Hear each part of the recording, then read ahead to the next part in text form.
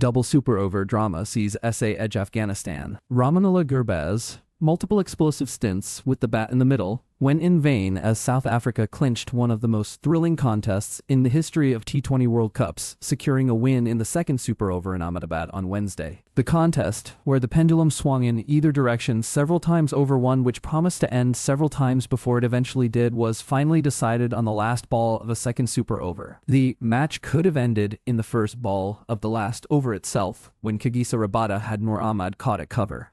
But the pacer had overstepped. It was a reprieve for Afghanistan, who were chasing 13 off the final over with only one wicket in hand. It could have ended in the last ball of the first super over as well, but with South Africa needing 7 to win, chasing 18, Tristan Stubbs smashed Fazal Haq Faruqi straight down the ground for a 6. Once again, with 4 balls left in the second super over, the match looked to be decided. Chasing 24 for victory, Afghanistan failed to score off the first 2 deliveries, and even lost the wicket of Mohammad Nabi. All that South Africa needed was a dot ball. But it just didn't end. Gurbaz, who had earlier smashed a 42-ball 84 and set the stage of Afghanistan's chase, smoked 3 sixes off 3 balls to take the requirement down to 6 off the final delivery to seal the contest. Maharaj, in his attempt to go away from Gurbaz, hitting arc, ended up bowling a wide, leaving another possibility for a contest so evenly fought to eventually end in a tie, taking it to a third super over. Maharaj sent the final delivery away from the arc of Gurbaz, who smashed it into the hands of David Miller at point. In hindsight, there would be many decisions that Afghanistan might rue. To begin with the decision to not bowl Rashid Khan in either of the super overs. The second one especially proved too costly for them, as Azmatullah Omarzai missed his links under pressure and was duly punished by both Miller and Stubbs. And then, with a tall task at hand, Nabi went out to open the innings in the final super over, a decision that proved costly. Nonetheless, that Afghanistan managed to stretch the contest as deep as they did in itself is creditable, and Rabada would partly be responsible for it. After bowling the no ball in the final over of the chase, a wide followed, and Noor deposited one over the deep square leg boundary for a 6. He then overstepped again, providing more opportunities for Afghanistan to stay strong in the contest. However, it was another erroneous judgment on the part of Afghanistan, which eventually led to their loss. Needing 2 to win off the last 3 balls off a free hit, Noor drilled Rabada's full delivery to long off, and Afghanistan's last pair attempted to go for a quick 2, and Faruqi failed to dive on his return before Rabada knocked out the stumps. Earlier in the day, it was Gurbaz blazing 42-ball 84, which set the stage for Afghanistan in the chase. The opener got going with 2 cracking boundaries in the opening over,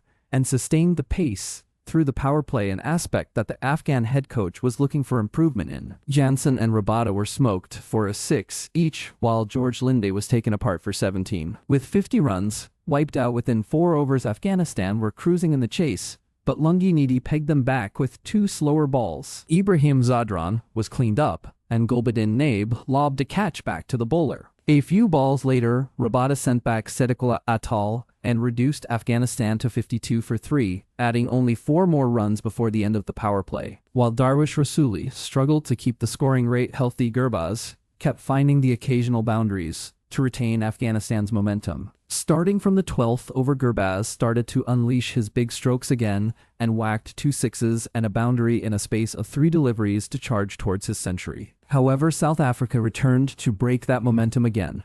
Maharaj had Gurbaz caught at short third, and Rasuli was run out as the game began to twist again. With the required rate still high, Omarzai and Rashid Khan started to cut loose towards the end phase of the innings, but a flurry of wickets had left the game tantalizingly poised in the final over. Earlier in the first innings, Faruqi had made an impressive start with the ball, using his variations to good effect to trouble the South African openers with movement. Aiden Markram, after some initial struggle, fell to a slower ball by the left-arm seamer going early into the loft and ended up skying it to mid-off. Quinton de Kock and Ryan Rickleton, however, ensured that South Africa weren't pressed on the back foot despite the early troubles. With a deeper batting order to cushion them, courtesy the inclusion of Linde in place of Corbin Bosch, they always remained on the attack. Mujib-ur-Rahman was crunched for a couple of boundaries by de Kock, and Rickleton took advantage of errors and lengths by Omarzai to punish for 2 boundaries as well. South Africa managed 43 runs off the power play, but ensured the boundaries kept flowing even after. Rashid Khan's wrong un was hit over the long offense by de Kock, and Naib's foolish delivery was slog swept over Longan by Rickleton. The most lethal of the attacks was, however, reserved for Noor, who was taken apart for 23 runs in his opening over. The left-handed duo brought up their respective half-centuries in the 11th over.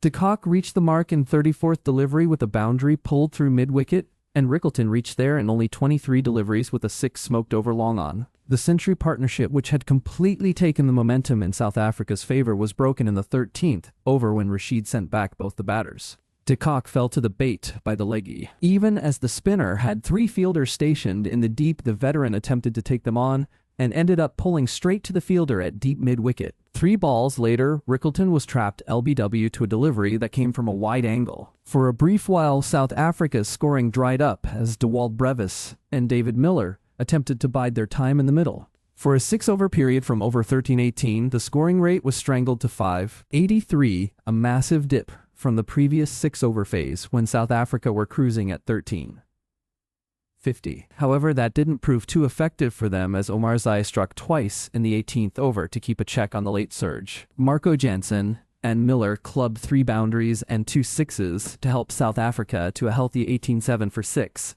But Afghanistan had ensured that the work of the second wicket stand was undone to a good extent. It kept them to a target that Afghanistan threatened to overhaul all along, but eventually fell short, registering their second loss and handing South Africa their second win of the tournament. Brief scores: South Africa 1876 in 20 overs, Ryan Rickleton 61, Quinton de Kock 59, Asmatullah Omarzai 341, Rashid Khan 228, tied with Afghanistan 18-7 in 19. 4 overs, Ramanullah Gurbaz 84, Asmatullah Omarzai 22, Lungi NGD 326, Keshav Maharaj 127. First super over tied Afghanistan 150 in 6 balls, South Africa 171 in 6 balls. Second super over, South Africa win by 4 runs, South Africa 230 in 6 balls, Afghanistan 92 in 6 balls.